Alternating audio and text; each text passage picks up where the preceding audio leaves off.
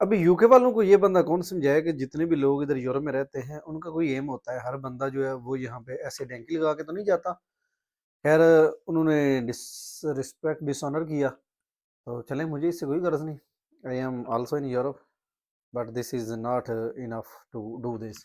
आज की इस वीडियो में मैं आपको बताऊंगा कि कौन सी ऐसी गलतियां हैं जो मैंने की और मेरा यूके का वीज़ा जो है रिफ्यूज़ हो गया था, और वीज़ा रिफ्यूज़ होने की वजह से मैं यूके नहीं जा सका।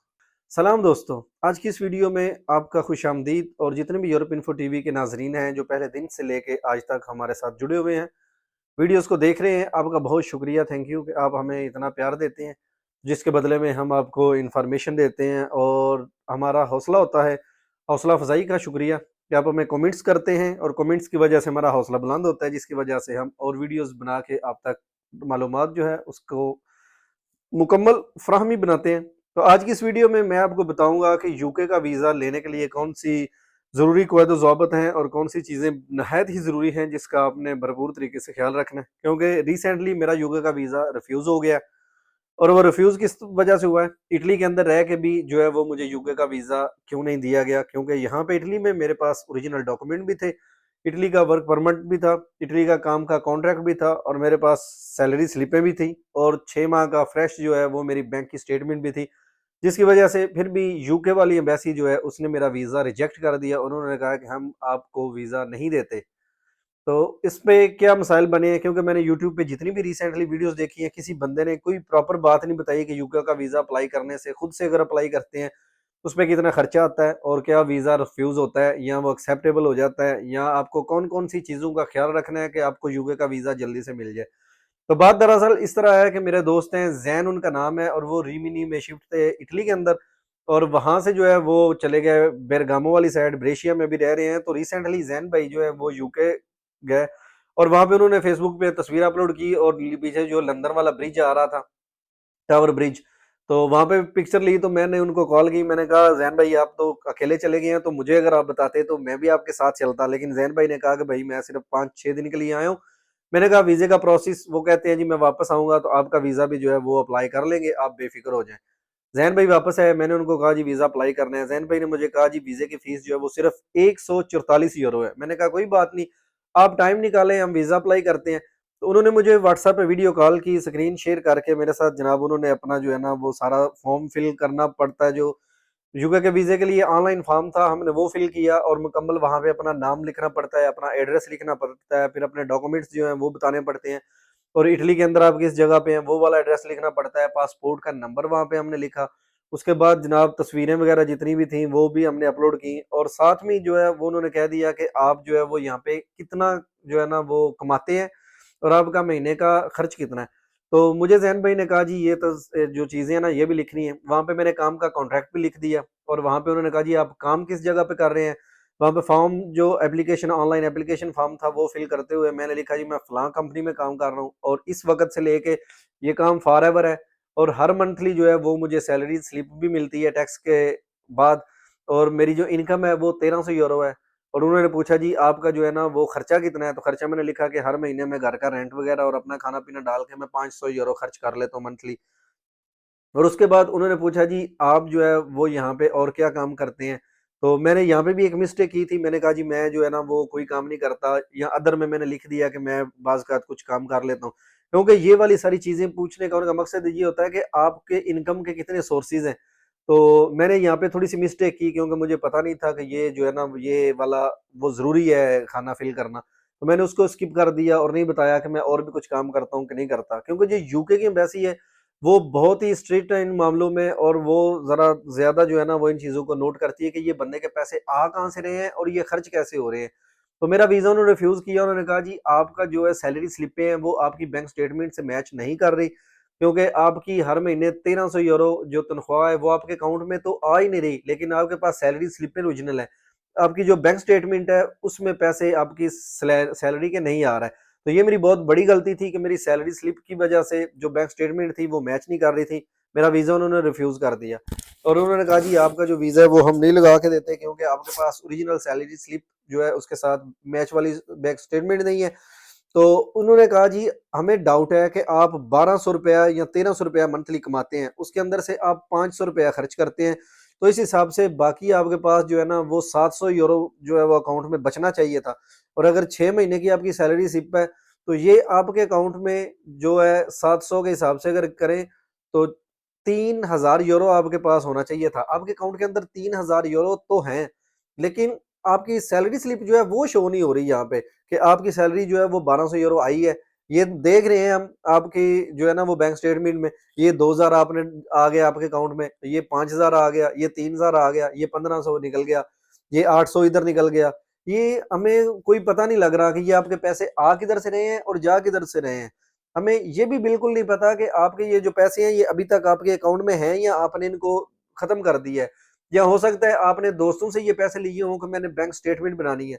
लिहाजा यहाँ पे एक वीक पॉइंट है कि आपकी जो कॉन्ट्रैक्ट है काम का वो है, आपके पास सैलरी स्लिपें भी हैं, लेकिन आपकी सैलरी जो है वो आपके अकाउंट में नहीं आ रही। दूसरी बात उन्होंने लिखा कि आपकी जो ट्रैवल हिस्ट्री है वो भी मैच नहीं करती, आपके पास ट्रैवल हिस्ट्री भी बिल्कुल ना होने के बराबर है। उसके बाद उन्होंने ये बात की कि आपने सबसे बड़ी गलती जो थी वो तो सैलरी स्लिप जो है वो बैंक अकाउंट में नहीं आ रही थी इसलिए। उसके बाद दूसरे नंबर पे उन्होंने पॉइंट नोट किया, उन्होंने कहा जी आपका जो है ना वो प्लान है ये एक जो है 6 माह का वीजा है, तो इस पे आप कम से कम 3 महीने वहां पे रह सकते हैं। तो आपने सिर्फ 4 दिन लिखा हुआ है कि जी मैं लंदन के अंदर यूरोप अपना यूके के अंदर सिर्फ 4 दिन जो है ना वो रह सकता हूँ। हमें आपकी इस बात से कोई ज्यादा इत्तेफाक नहीं है कि आप सिर्फ 4 दिन के लिए जा रहे हैं और 4 दिन में आप 1000 रुपया वहां पे खर्च करना चाहते हैं, क्योंकि आपका वीजा 3 मंथ का है और आप सिर्फ एक दफे ही एंट्री इस पे कर सकते हैं, ये मल्टीपल एंट्री वाला वीजा नहीं है। तो लिहाजा ये भी हमें डाउटेबल है कि आप वहाँ पे एंटर हो जाएं तो वहां से फिर आप वापस ना आए और वहां पे असाइलम के लिए अप्लाई कर दें, तो ये भी डाउटफुल है, हम आपको एंट्री नहीं दे सकते। लिहाजा मेरी आपसे यही कोशिश है, जितने भी दोस्त हैं ये वीडियो में खास तौर पे उनके लिए बुला रहा हूँ जो यूरोप के अंदर किसी कंट्री में रहते हैं या पूरी दुनिया में ओवरऑल पाकिस्तान या अरब कंट्रीज में है, यूरोपियन कंट्रीज में है, और वो खुद से अगर वीजा अप्लाई करना चाहते हैं तो ये मैंने काफी चैनल्स देखे हैं लेकिन उन पे किसी बंदे ने भी ब्रीफली नहीं बताया। एक तो फॉर्म फिल करते वक्त आपको 144 रुपए जो है वो अम्बेसी की फीस जमा करवानी होगी। उसके बाद जनाब आपको 185 रुपए जो है वो आपकी अपॉइंटमेंट बुक करवाने के जमा करवाने पड़ेंगे।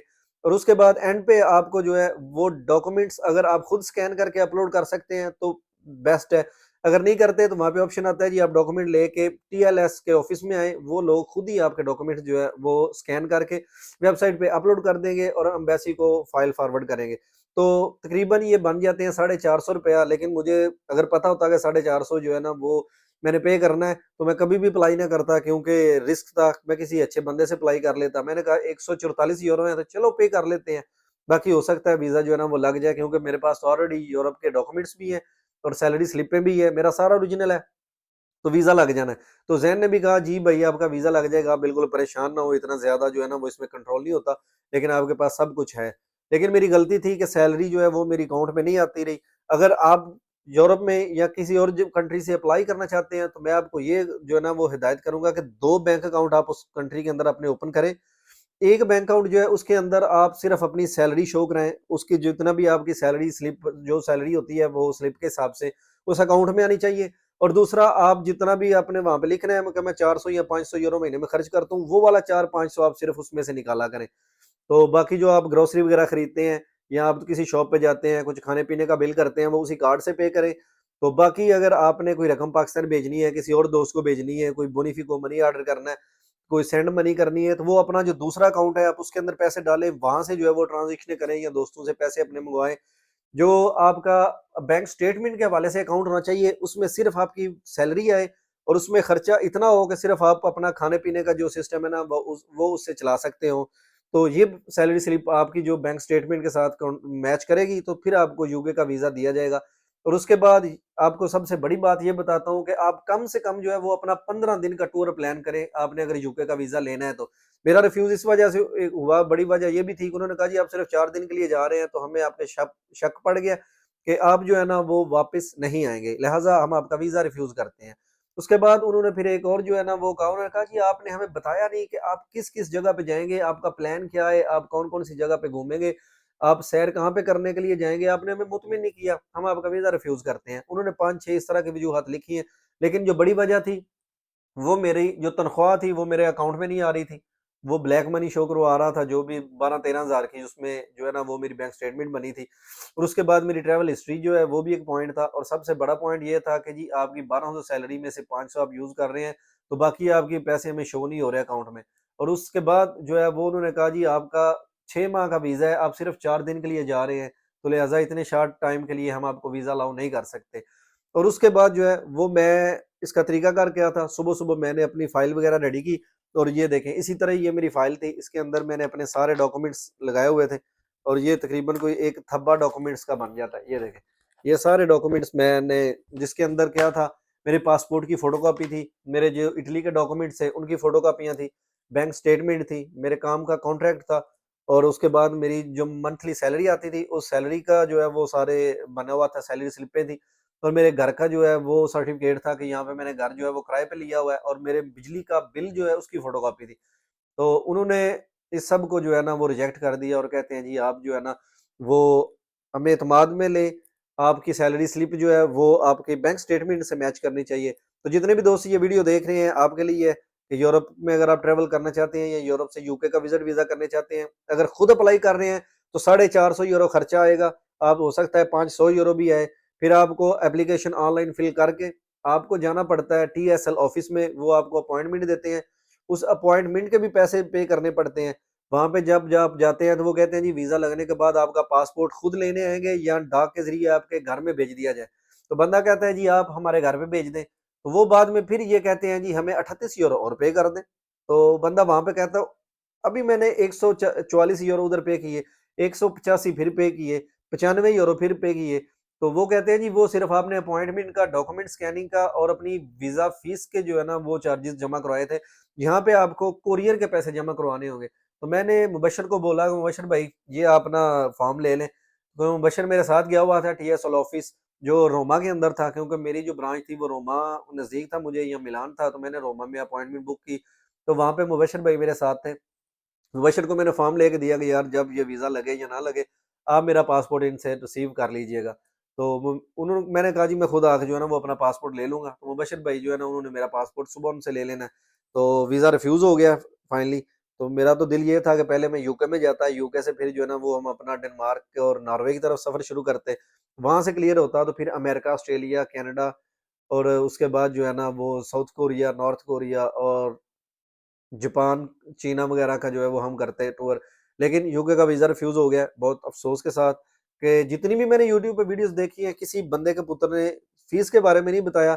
मैं आपको बता देता हूँ कि यूके की फ़ीस कम से कम आपका ₹500 यूरो जो है 500 यूरो खर्च आएगा, और उसके अलावा जो है वो आपको सैलरी स्लिप इस तरह की बनानी चाहिए, और आपकी बैंक स्टेटमेंट इस तरह की हो कि उसके अंदर सिर्फ़ आपका हर महीने जितने पैसे आपने खर्च करने हैं वो शो हो, और आपकी तनख्वाह उसमें बकायदा रेगुलर शो होनी चाहिए कि ये मेरी इनकम आ रही है और ये जा रही है। सबसे बड़ा नुकता ये है। और उसके बाद जो वीज़ा एप्लीकेशन में आपने ड्यूरेशन बतानी है यूके के अंदर रहने की, वो आप कम से कम 15 दिन की जो है ना वो रखें, ताकि आपको परेशानी का सामना ना करना पड़े। वीज़ा वाला आपसे मुतमिन हो कि ये बंदा वाक़ई घूमना चाहता है।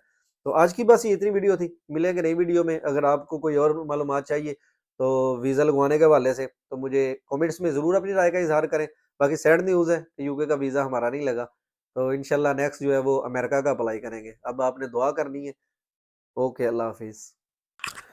यहाँ भी, वहाँ से यहाँ भी, ऐसावां दी हनेरी, ना तेरी ते ना मेरी वे माया। हुण सुना।